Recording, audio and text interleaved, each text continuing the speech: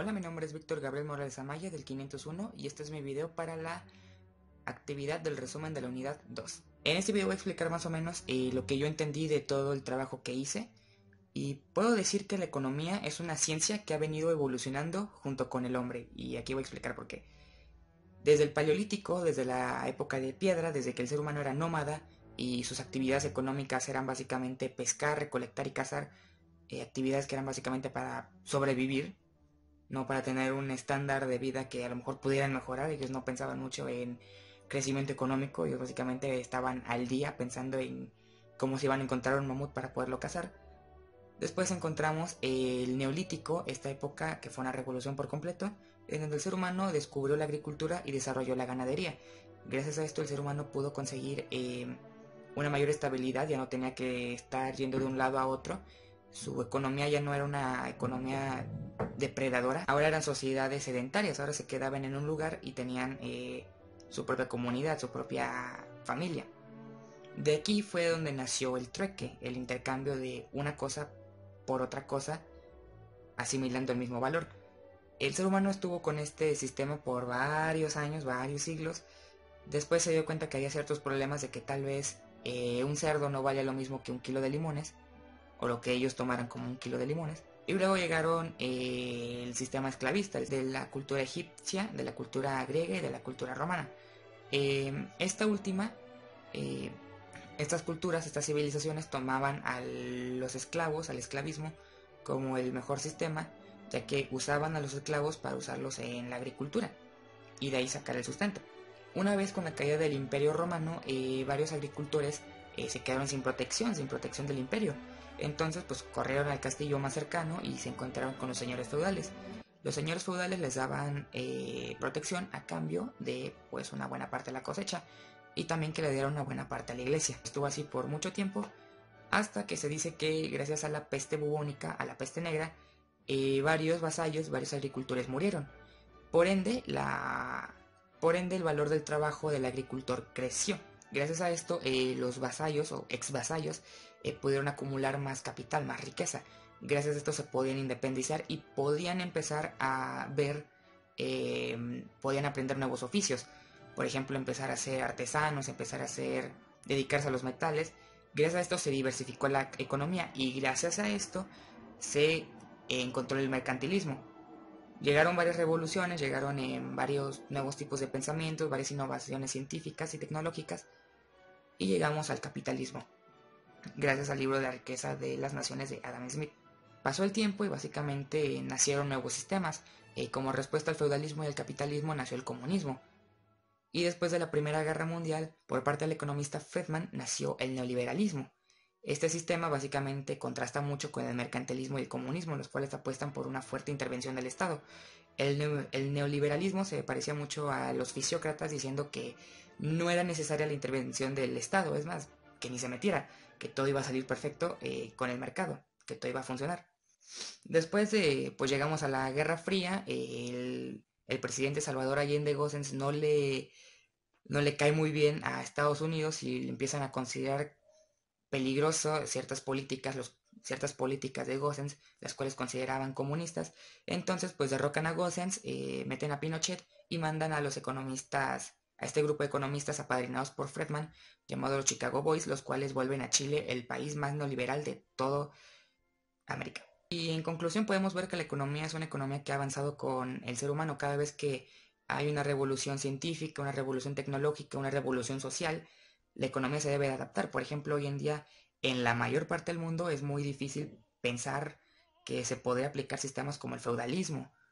Es más, hasta el mercantilismo quedaría un poco raro, fuera de lugar en estas épocas. Entonces, pues podemos decir que en conclusión, las revoluciones científicas dan como resultado revoluciones sociales y las revoluciones sociales dan como resultado revoluciones económicas. Esa es básicamente mi conclusión final, después de ver todo la evolución, la historia del pensamiento económico. Y ahora voy a exponer mis dos noticias. El día de hoy les traigo dos noticias muy interesantes sobre economía, una de carácter internacional y una de carácter nacional.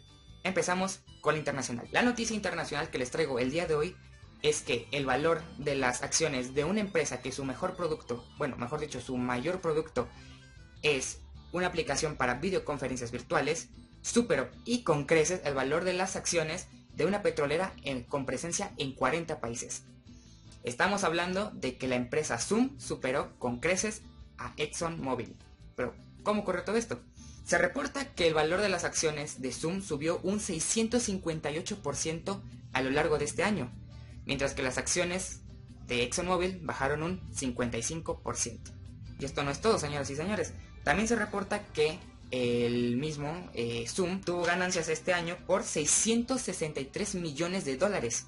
Esto según el balance trimestral reportado el 31 de agosto del presente año, mientras que Exxon reporta su tercer trimestre consecutivo con pérdidas. Pero, ¿cómo ocurrió todo esto?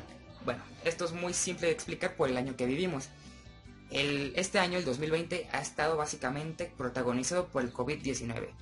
Y esto lo supieron de primera mano las petroleras en el segundo trimestre de este año, cuando el precio del petróleo se fue al suelo, al subterráneo básicamente. Básicamente las petroleras y varias paraestatales petroleras estaban hasta pagándole a varios almacenes para que pudieran almacenar el petróleo que no se vendía, porque simplemente la oferta de petróleo era inmensa, pero la demanda era muy poca. Todo esto por la congelación y el confinamiento en la economía. Y cuando todos nos confinamos, cuando todos estuvimos en casa, la mayoría, todos acudimos a este tipo de aplicaciones como lo es Zoom para podernos comunicar ya sea con nuestros compañeros de trabajo o estudiante maestro. Esto explica básicamente por qué Zoom subió tanto este año y por qué Exxon bajó tanto. Y esto no es un caso aislado, esto es básicamente un fenómeno que está ocurriendo en todo el mundo. El COVID-19 provocó el confinamiento mundial. Esto fue la ruina para varias empresas, pero en especial para varias microempresas, las cuales en sí representan una parte muy importante de la economía mundial. Un ejemplo muy claro de que acabamos de ver es básicamente Netflix. Podemos ver como por ejemplo Netflix subió un 25% en este año, básicamente una cuarta parte creció, mientras que empresas como Lufthansa, una de las aerolíneas más grandes e importantes del mundo, tiene que ser rescatada por el gobierno alemán. Esto simplemente, señores y señores, es un ejemplo de cómo en las crisis hay ganadores y perdedores. Y cómo no importa que tal vez vendas uno de los productos más esenciales a nivel mundial como lo es el petróleo, en algún momento una empresa que da videoconferencias te va a superar.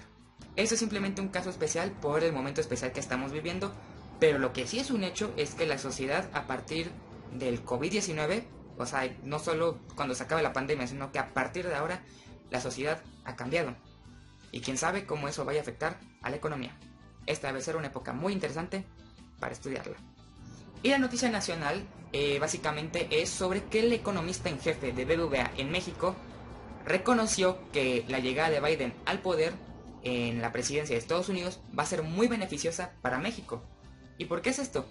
Bueno, básicamente con el actual presidente Donald Trump, pues básicamente el riesgo de amenaza de que Donald Trump impusiera aranceles sobre los productos importados de México básicamente era constante. Literalmente un tweet de Trump ponía en riesgo la estabilidad económica de México.